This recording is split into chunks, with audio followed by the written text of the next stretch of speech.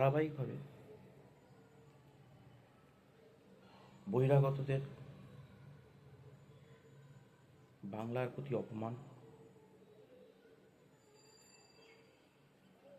চলছে।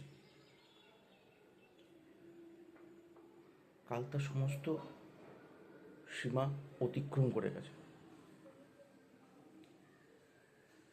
আপনারা সবাই জানেন, তবু আরেকবার মনে করিয়ে দিই। গতকাল মধ্যপ্রদেশের উচ্চশিক্ষামন্ত্রী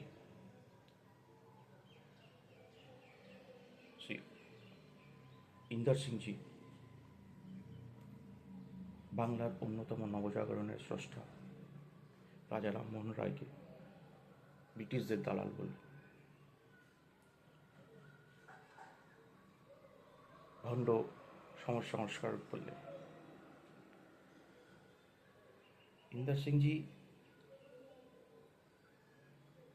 আগে বাংলা সম্বন্ধে জানুন।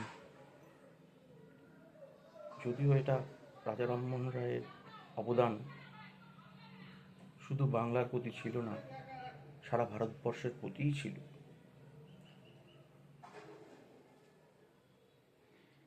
আপনার জানা উচিত ছিল,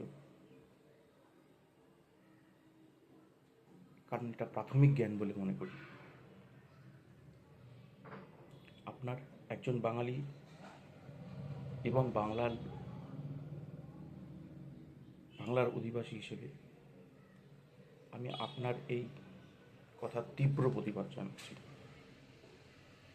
এবং অবিলম্বে দাবি তুলছি, বাংলায় এসে আপনি সবার সামনে ক্ষমা চান।